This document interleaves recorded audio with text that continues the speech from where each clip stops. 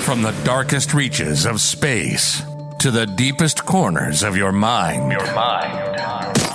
Welcome to From the Void.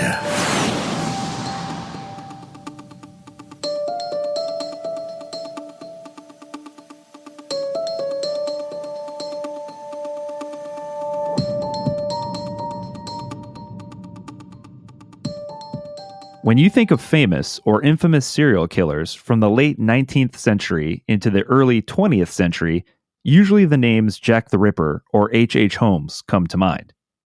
But one of the lesser known and still unsolved series of serial killings happened in New Orleans between May of 1918 and October of 1919. Known as the Axeman of New Orleans, he or she seemed to target Italian grocers. And just as mysteriously as the killings began, they just as mysteriously stopped. Or so it seems. This week, I talked to author, researcher, and historian Miriam Davis, who is an expert on the history of the Axeman. Miriam is an expert in medieval history and archaeology and attended University of California, Santa Barbara, where she earned her PhD. She was a professor for 16 years and has been featured on the Travel Channel. She's also the author of several books, including The Axeman of New Orleans, The True Story. Welcome to this week's episode, The Axeman of New Orleans, on From the Void.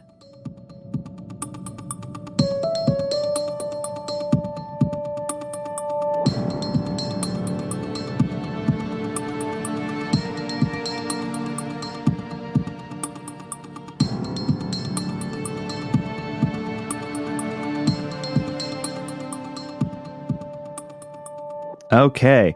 Well, Miriam Davis, thank you so much for coming on the show. Welcome to the podcast. Thank you so much for having me. I've been looking forward to this. Absolutely. This is a fascinating topic because I think it's probably a little bit lesser known, in terms of if you want to lump it into the serial killer category. I think a lot of people are probably more familiar with, like the Jack the Rippers, H.H. Holmes, and folks like that. But this one's probably a little lesser known, but equally as interesting, I think, because it is also unsolved, and it's a very early in our country's history case, the Axeman murders. So, tell folks a little bit about your background. How did you get interested in this topic? Okay, it's a little bit of a story. My brother got me interested. He had shown up at my house for a visit with a copy of what's the guy who established the FBI serial profiler bureau, John Douglas, yeah. John Douglas. Showed it with John Douglas's book, and we just got to talking about serial killers. And he told me about a serial killer he'd read about when he was like in the 7th grade in a crime anthology of a serial killer in New Orleans. He actually remembered it as somebody who went around whacking Jewish bakers, but turns out it was Italian grocers. Well, you know how it is when you just want to procrastinate, you don't want to do what you need to do, and you want to do something else. So I started Googling this. And basically, I discovered that the version of the Axeman story about these attacks on Italian grocers was most of what you found on the internet and crime anthologies was a rehash of what a New Orleans writer had published in the 1950s. Robert Tallant had published a book called Ready to Hang with a chapter on the Axeman called The Axeman Wore Wings. And it was this version of the Axeman story. And actually, there was another one that I uncovered that nobody seemed to know about, but this was the one that kind of you found in crime anthologies. But some crime writers had raised certain questions. Robert Tallant talks about these series of attacks, mostly, but not entirely, on Italian grocers from 1918 to 1919. And the question was, were they all by the same person? And there were rumors of a previous set of attacks on Italians in 1911. And Tallant actually had the names. It was a Chiambra and Cruti, and I can't remember the third one. But he said, according to the police in 1918, there were these previous attacks. Well, I read a crime writer who said, well, in fact, he had somebody contact him and say that according to the records in New Orleans, nobody by that name had been killed by an axe or anyhow else in New Orleans in the year 1911, which was the year that was given.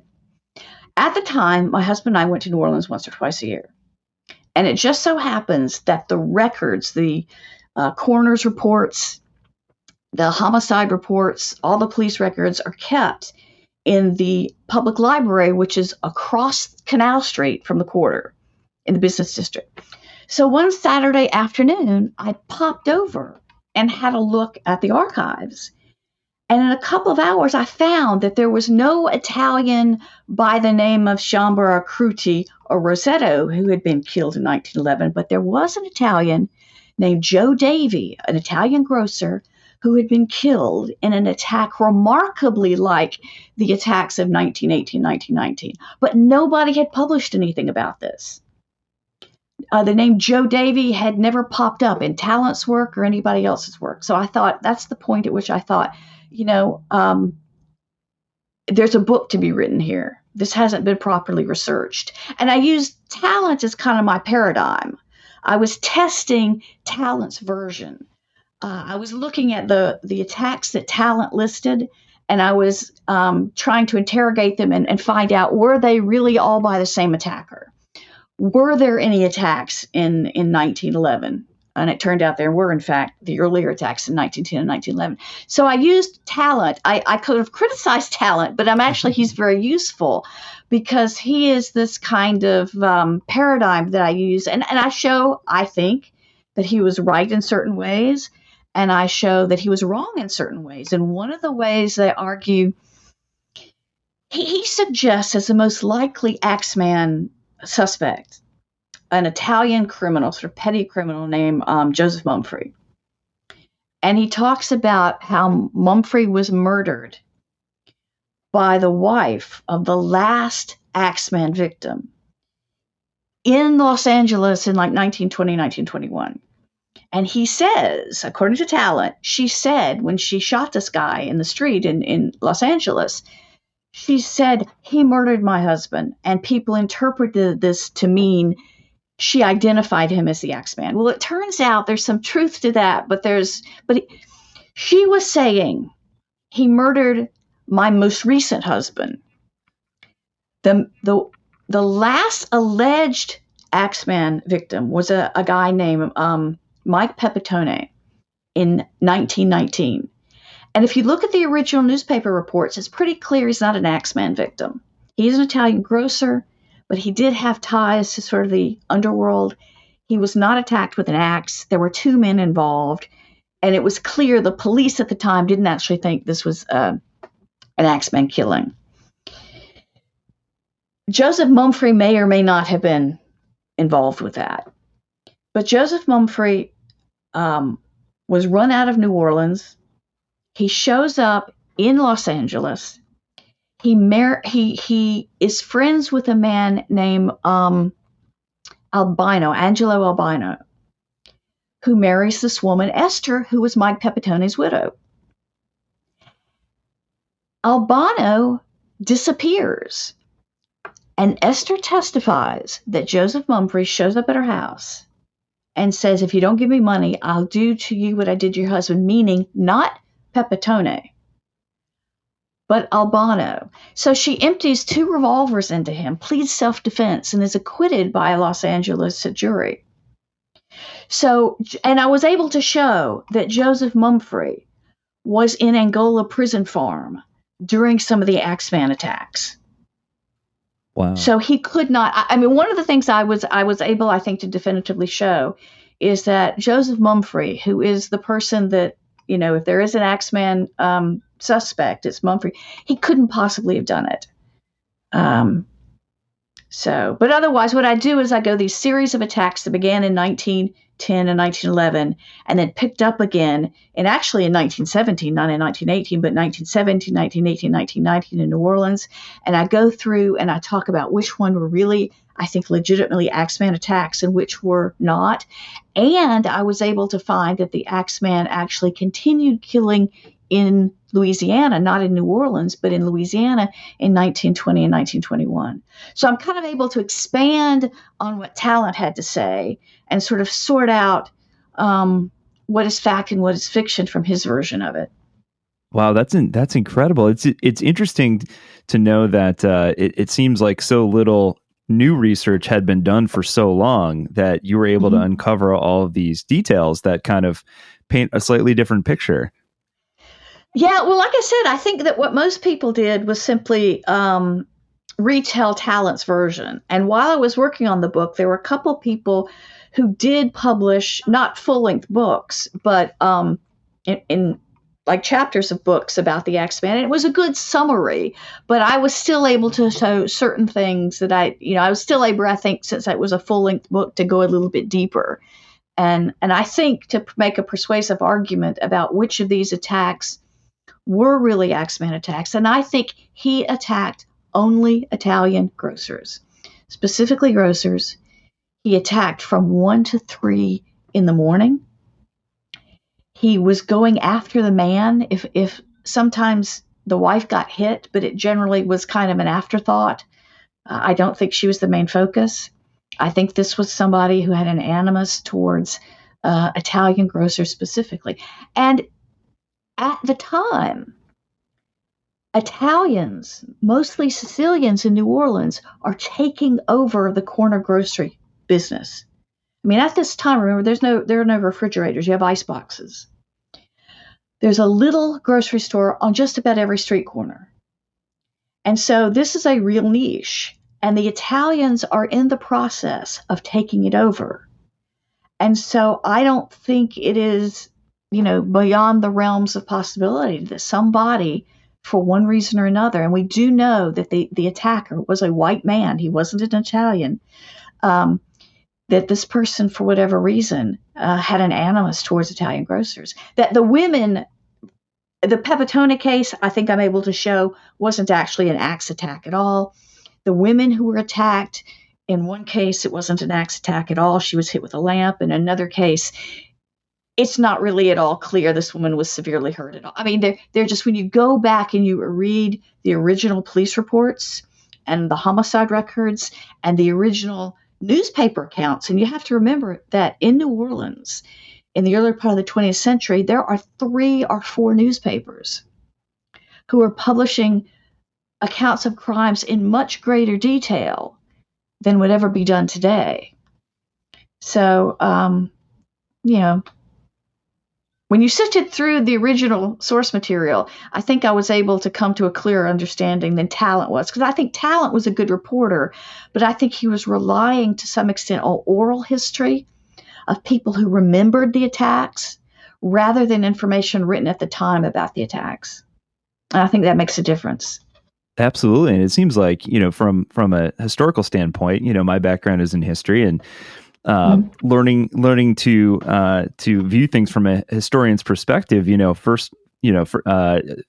original resources, are always so much better than looking at secondary resources. You want to get the information that's straight from the mouths of the people that were there, if you can, especially at the time, right? And also, you don't, if you can avoid it, you don't want to have to depend on people's memories. Because I actually wrote a biography of a woman, and I relied not only on sources from the time, which is like 50 years before I wrote it, but also people who had known her. And I realized very quickly that sources written at the time were much more reliable. And so when it came to the Axeman, I think the fact that I went back to the original newspaper reports made a big difference. And I'm just not sure Talent had access to them the way you do now. Yeah, absolutely. And you're right. It is interesting to go back and you read some of these old newspaper clippings, and they put everything in there in great gory detail. It's like, whoa. And sometimes you have to wonder if their imagination didn't get carried away with their imagination. And you sort of have to sort out what, you think might be kind of filling in the blanks. Right. But when all the newspapers agree on certain details, I had a fair amount of confidence in them, particularly when they agreed with the police accounts. Absolutely. In the police records, yeah. Yeah. So. And go ahead. Yeah.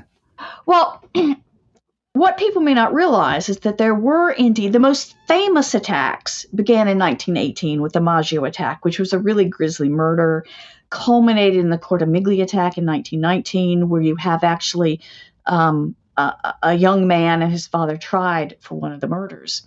But the attacks, I believe, began in 1910 and 1911 with somebody who was attacking Italian grocers in the middle of the night with a cleaver, a meat cleaver rather than an axe. But I talked to a profiler, a professional profiler, and I said, could this possibly be two different people who attacked the same demographic with a similar weapon? He said it would be extremely unlikely. It would be extremely unlikely. It's the same demographic, same time of night, similar, he switched from a cleaver to an axe, I think, because he realized he kept having to steal meat cleavers and then abandoning them at the scene. Because even in New Orleans, walking around with a bloody meat cleaver at 3 a.m. is going to get you some attention. But that increased his risk factor, having to steal them, which he would steal them from butcher stalls. But with axes, he would have known that everybody at the time had an axe in their backyard because everybody used wood-burning stoves. So he could use the axe that belonged to his victim, abandon it there, and not have to worry about it. And so that's why I think he switched weapons. And there is this big gap between 1911 and the end of 1917 when the attacks start up again. And my suspicion is that he might have been in prison for a burglary. The police believed in 1910, 1911 that those attacks were by somebody who had some experience in burglary. And it would be very easy for him to have been arrested for burglary and be put in jail for a few years before he returns to New Orleans and he starts attacking again. So that's what I mean, or I could be wrong and he could have just been, have disappeared from New Orleans for that period of 6 years. But I think that's a likely possible explanation that explains that gap.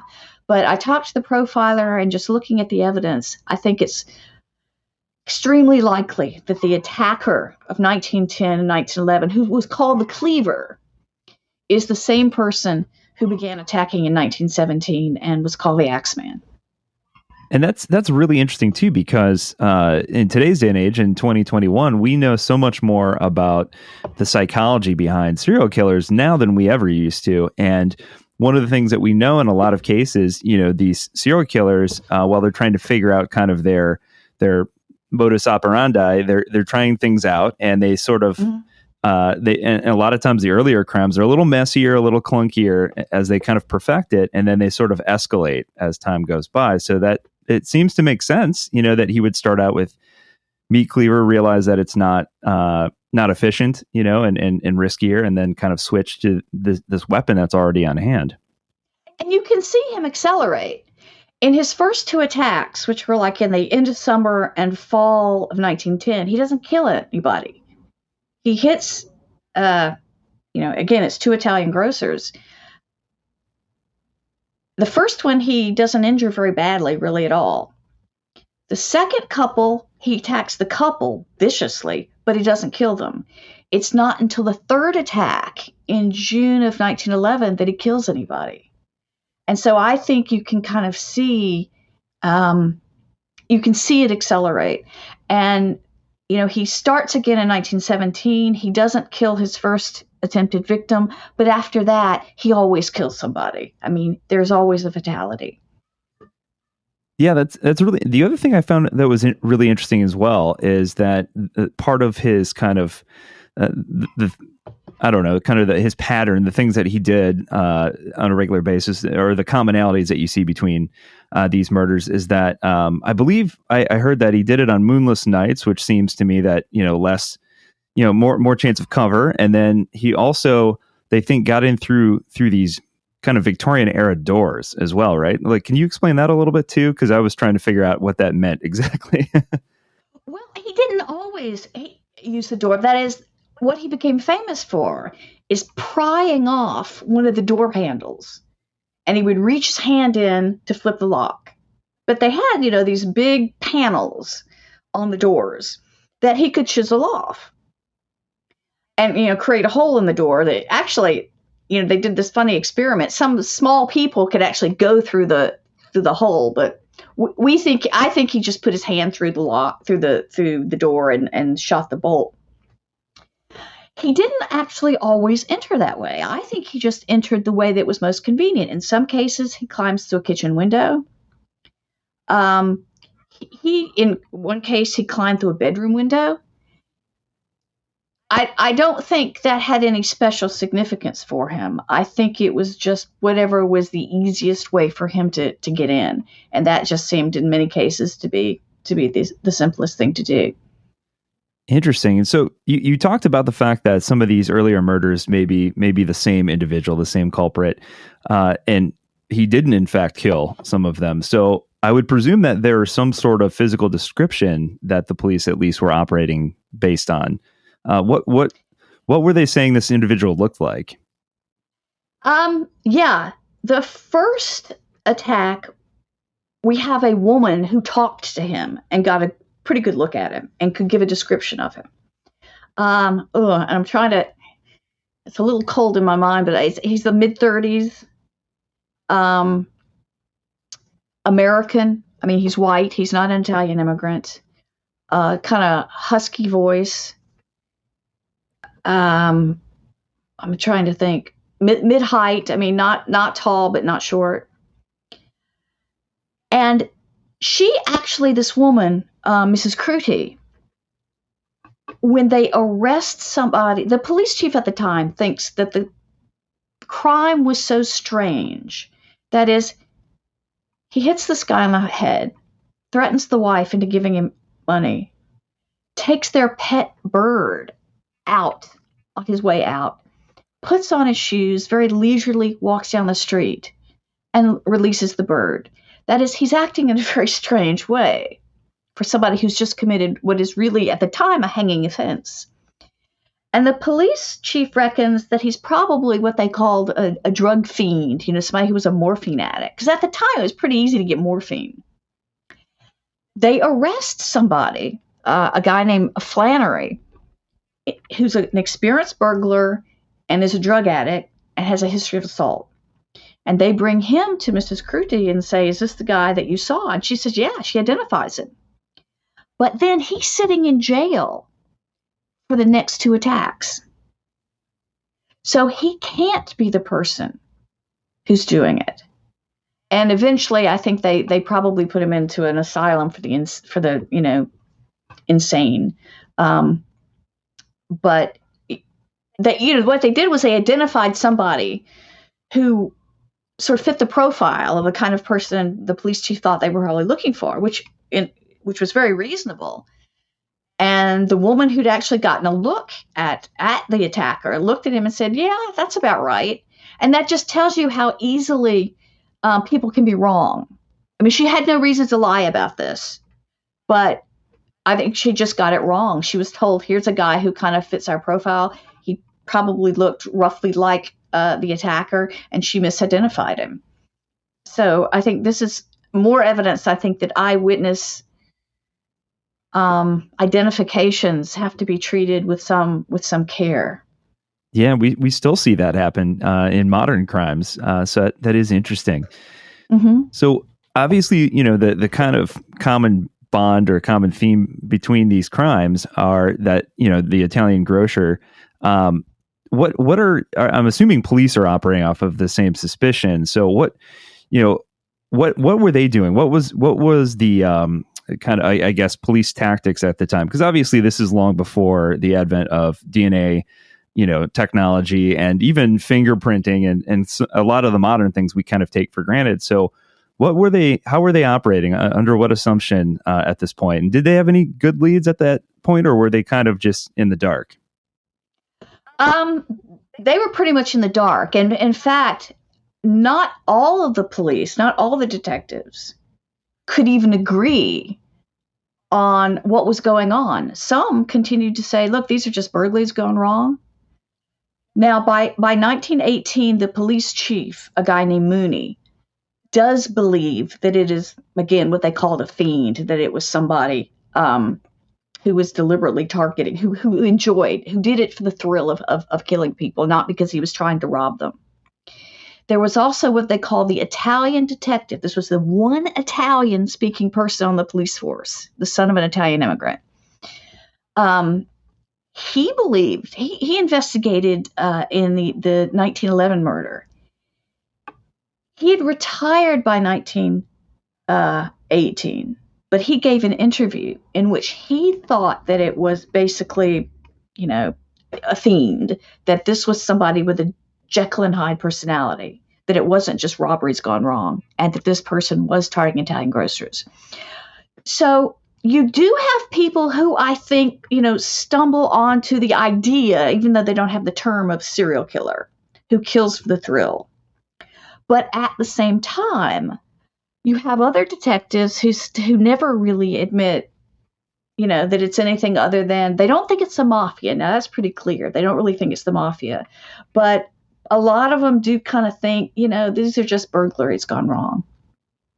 Interesting, because the mafia part does come up, potentially because, again, this is a heavily Italian area at this point in time in the early 1900s, and there are records that show that the Italian mafia is present at that point. La Cosa Nostra, I believe, is the specific mafia family or mafia group.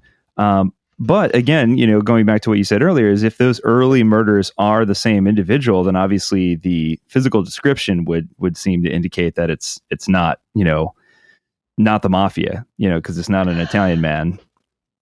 Well, in New Orleans at this time, mostly the Italian crime you had were either vendettas between people who had offended each other, and they were the first generations, they weren't used to the sort of going to the authorities. Or you had a type of crime called the Black Hand. And this was kind of, you did have Italian thugs. I don't think you have as organized a mafia at this time as you have later as a result of Prohibition. There are people who argue, they're the beginning of organized crime. But I think most of the Italian, what's called the Italian crime, is this Black Hand blackmailer, where somebody gets a note. And this is what Joseph Mumfre was, a blackmailer. Somebody gets a note saying, if you don't pay us off, we're going to blow up your grocery. And that's what Joseph Mumfre went to prison for blowing up somebody's grocery. So there was that kind of crime, but they didn't attack people in the middle of the night with an axe, and they certainly didn't attack women. And there's no reason to think that the victims had any ties to the Italian mafia. Now, Pepitone, who was the last person in New Orleans who Talent thought was an Axeman victim, he did have ties to vendettas and such. But again, I think that's what killed him, not the Axeman. He wasn't hit with an axe. He was hit with a pipe. His wife saw two people there, not just one. When you dig down, the details of the crime were very different. Even though he was an Italian grocer and he was attacked in the middle of the night, I just don't think it's an Axeman killing. That's the one I think you can attribute to something you might call mafia. Interesting. And it seems to me, too, that if these other murders were in some way related to the mafia, and typically the mafia are operating under, they're trying to extort somebody for money or financial gain, it seems to me that there'd be some financial connection that was discovered after the fact, Like I think you mentioned Pepitone. I think I read that shortly after his murder, his brother takes over his grocery store and then immediately sells it to this member of the mafia, which, obviously kind of lends you to the feeling that, okay, yeah, this is probably a mafia hit. I think that's actually Chiambra. Oh, right. Yes. Right. There was a name that came up in Talent's account of a grocer named Chiambra. Now, there was a Chiambra grocer. I can't remember his first name. What was it? Not Joseph. But his last name was Chiambra. He was murdered with his wife in 1912, but it wasn't an axe murder. They were shot. And it was clear they were trying, the killer shot the husband and hit the wife accidentally, and she just died later of septicemia or something. He's the one that his grocery was then later sold to somebody who had real connections with what you could really call the mafia. So I think, again, that's an Italian killing that may well have been related to organized crime, but had nothing to do with the Axeman. Right. Yeah. There's not that connection amongst the other murders. It doesn't seem that lends you to believe that it's financially motivated in some way. And what's funny is, though, you have some writers who will include the Chambres in the Axeman murders, even though they're perfectly aware that they were shot and not killed with an axe. And they'll just say, well, the Axeman decided to use a revolver this time, which makes no sense to me. And I think that's the sort of drawback if you take Talent's outline. You can't be afraid to question it. There's like one person that Talent mentioned as being attacked, an Italian grocer named Steve Bocca. And he gave real details about this attack. Steve Bocca survived, but there were real details about his attack. I could find no evidence anywhere of any such attack or any such person in New Orleans named Steve Bocca. So again, I think Talent relied a lot on oral tradition, which can get garbled. And what's funny is that so many other writers, even if they can't find supporting evidence for Talent's version, don't want to abandon his version and say, well, maybe he was wrong about this. But I just think, when something gets printed, and I know this from my students I used to teach, if it was in print, they wanted to believe that it was fact. And I think even historians and journalists sometimes fall prey to that way of thinking. Yeah. If we've learned anything in the last, I don't know how many years now, just because it's in print doesn't necessarily mean it's true. That's true. And just because it's in the internet doesn't mean it's true. Absolutely. Yeah, it's interesting how these older cases, though, because there are a lot of similarities just in terms of the legend that kind of was created as the years went by, similar to like Jack the Ripper, and there's a lot of other things that were sort of attributed to that particular killer that may not necessarily have been done by the killer. And so you mentioned a couple of these different victims, most likely were not killed by the same person. There was also a letter that was attributed. Like, what is your take on this letter? Was this really from the killer? Because that's a very rare thing. That does not happen very often. We see it with the Black Dahlia killer. We saw it with the Zodiac. Jack the Ripper had some letters attributed to him, but like they've since kind of determined that probably not him. It was probably a journalist trying to up circulation a little. So what's your take on this particular letter? Okay, so what you have to understand is there was this attack on the Cortimiglia family in March of 1919, in which the husband and wife were badly, badly injured, and their 2-year-old child was killed. And it's about, is it a week or 10 days? But shortly after that murder, the Times-Picayune publishes this letter that purports to be from the Axeman. And he says that the next Tuesday night, he's going to be walking the streets of New Orleans, and any house that where jazz is playing, they'll be safe. Well, the trouble is, from the eyewitness identifications we have, it's clear that the attacker was a white working class person from the way he was dressed. A working class person in that day and age would not have been well educated enough to write that letter. Whoever wrote that letter was extremely well educated. It has sort of classical references. It's very well written. I have a theory as to who did write. I think, to me, it has the tone of a fraternity prank.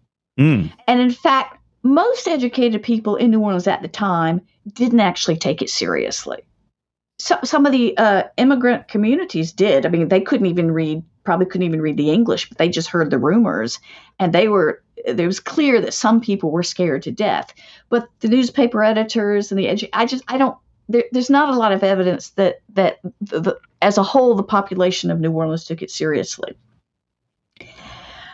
There was a jazz music writer, lyricist named Joseph John Davila, who had made some money publishing these jazz songs, who shortly after came out with this song called The Mysterious Axeman's Jazz, or Don't Scare Me, Papa. And he made a fortune on it. And I was telling a homicide detective who I was consulting about this and about the letter and all this. And he looks at me and he said, he done it. He done it.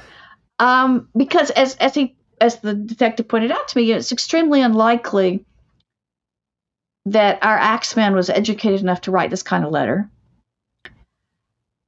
And, this letter was great advertising for this guy's song. Now, I mean, fortunately for me, you can't libel the dead. So even if I'm wrong, I'm not in any trouble here.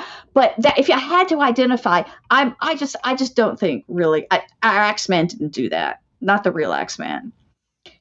I mean, it's a great story, and of course, that's the version that shows up in season 3 of American Horror. Yeah, yep. This jazz musician serial killer. I mean, look, it's great, but it's like many of the Jack the Ripper letters. I just don't think it's legitimate. Yeah, it's definitely entertaining, but probably not connected to the real killer. Well, and again, I think educated people at the time probably found it entertaining, but there was an editorial in one paper that the writer was really outraged that the Times-Picayune had published the letter, because he says, look, there are uneducated, illiterate people in our city who were scared to death by this, superstitious people who believed this and were scared to death, and it was irresponsible to publish that letter. And so I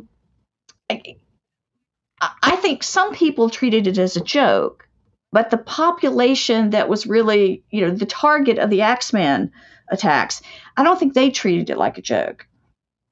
That's so interesting. So yeah. So after all of this research, do you think it was one person, or do you think it was multiple people? And if it was one person, who's your best suspect in terms of all the different people that you may have looked at?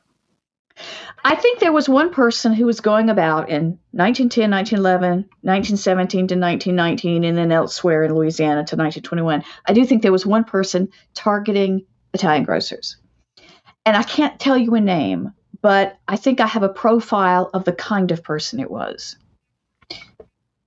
We know from my eyewitness accounts he was white, and he was most probably working class.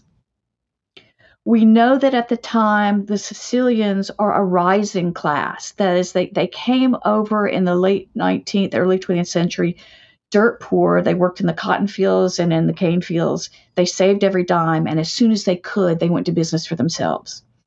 They're in the process of taking over this little niche of corner groceries. In 1900, they owned 7% of the grocery stores in New Orleans. By 1920, they owned 50%. And they are a rising class, and they don't quite fit in the black-white dichotomy that is the American South at the time. They're not black, but to some people's eyes, they're not quite white either. They're often referred to as just Italian, not white, not black, just Italian.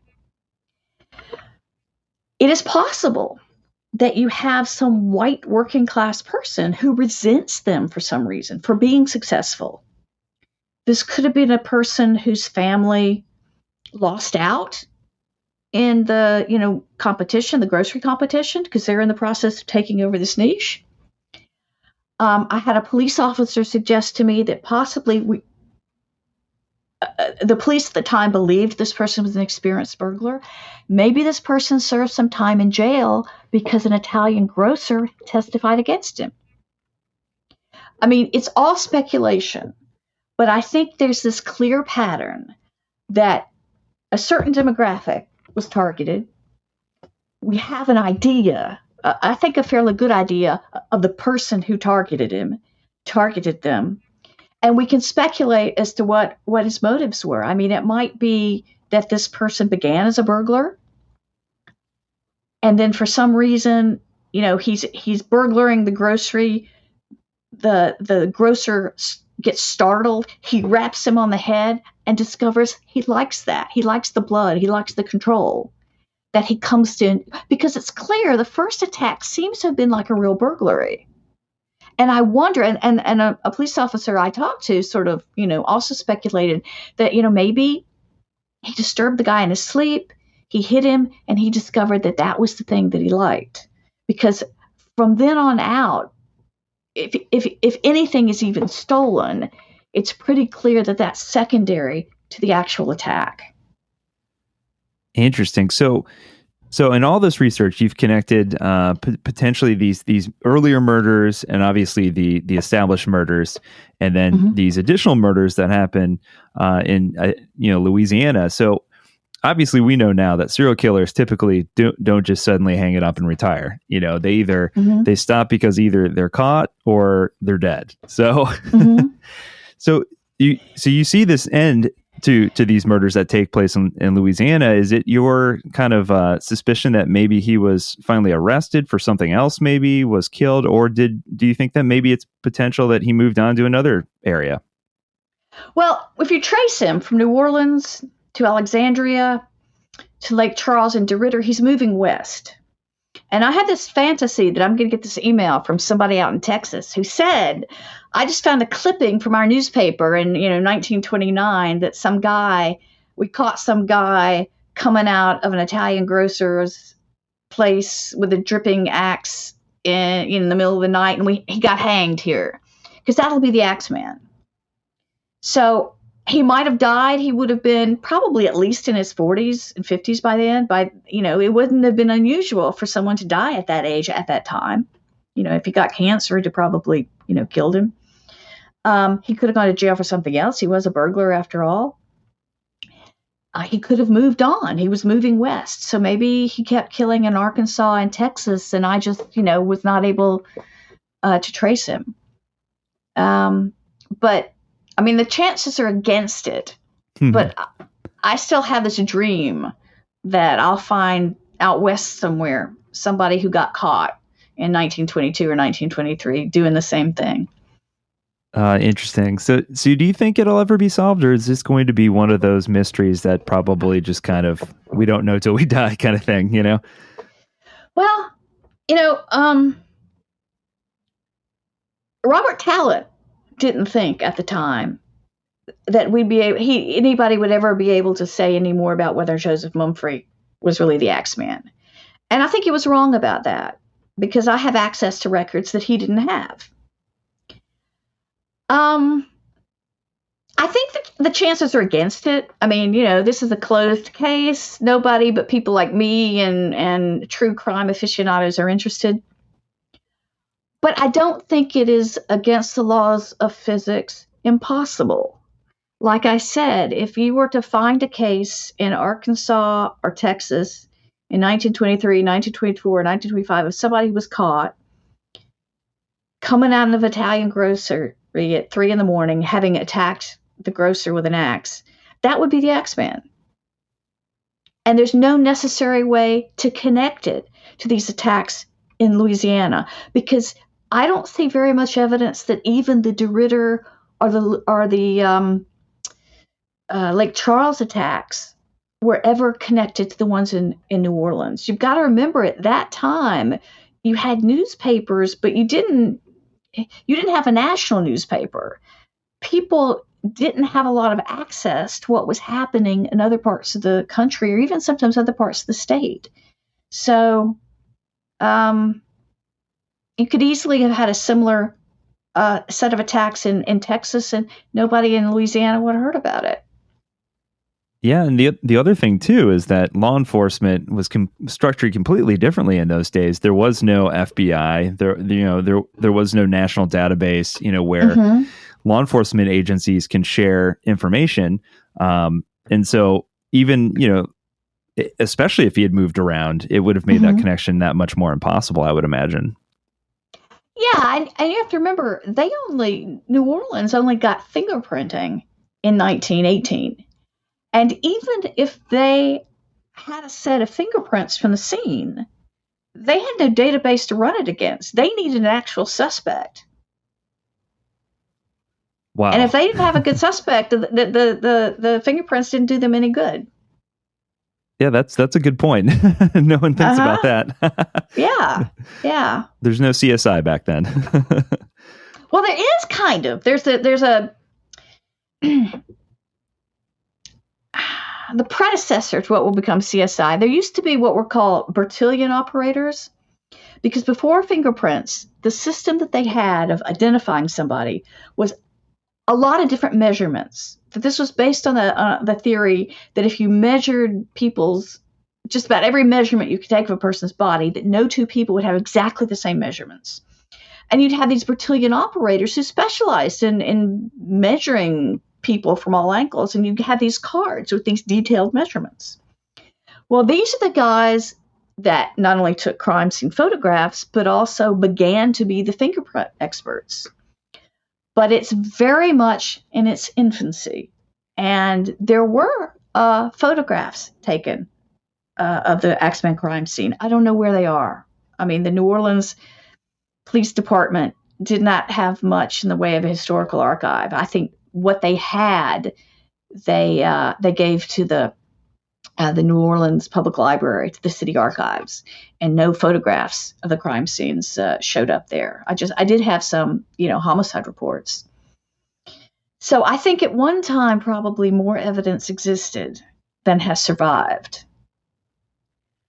But for example, there are in the city archives in New Orleans, there are a lot of famous court cases that I'm blanking out on the word, the account that gets written that gets taken verbatim in the courtroom. Oh, yes. I know what you're talking about. Yeah. The ones for all the famous cases are missing because at one time, any lawyer could go in and take them out. And people just seem to have stolen the famous ones. Oh my gosh. And I got the case, the Cortimiglia murders, where this elderly Italian and his 17-year-old son were accused and convicted of one of the murders, the daughter, the Cortimiglia daughter. I got the transcript of that trial only because it was appealed to the Louisiana State Supreme Court. So that's the one trial I do have the transcript of. And that's an interesting case in and of itself because the police chief in New Orleans was certain it was his Axeman that was the killer. He didn't think that it was this elderly gentleman and his 17-year-old son.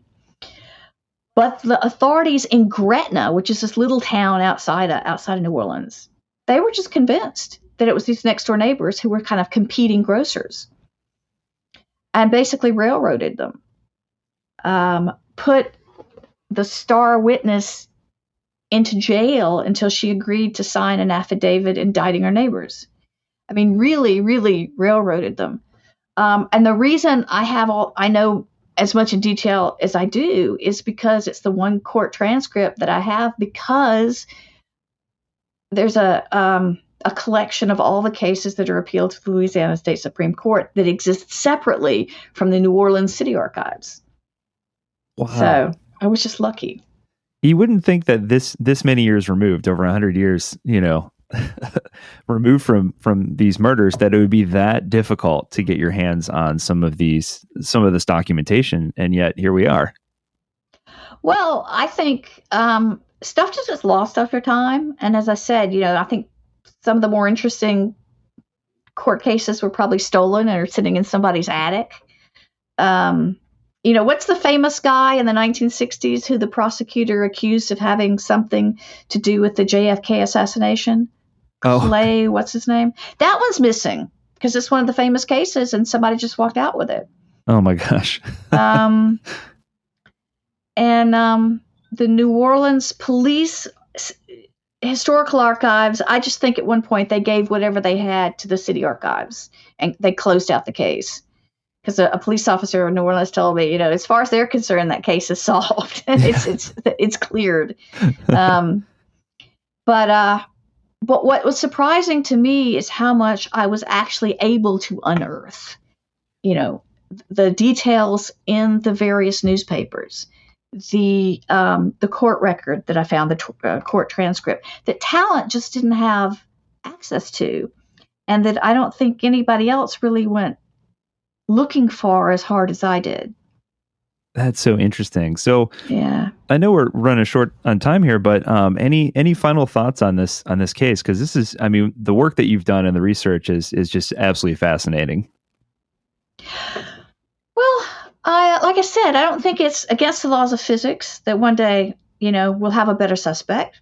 Who knows? If people have read my book or read about the Axeman and are going through archives in their own town and run across a similar case, I hope they will stop and think about whether or not they're connected, because it's just not that common to attack people in the middle of the night with an axe. So I'm hoping that my book on the Axeman will not, in fact, be the last definitive work on the Axeman. I'm hoping that at some point in the future, it will need to be revised. And if I don't do it, I hope at least my book contributes to somebody doing it along the line. Absolutely. Well, this is absolutely fascinating. Thank you so much for taking some time tonight to talk to me about it. And it's been fun. Where can people go to stay up on top of your work and go out and get a copy of the book? Well, you can get a copy of the book from Amazon, or you can go to axemanofneworleans.com to the website. Perfect. Well, thank you so much. We'll make sure we put that in the show notes when this goes out. And okay. Again, thank you so much for coming on. Well, thank you for having me. I've enjoyed it.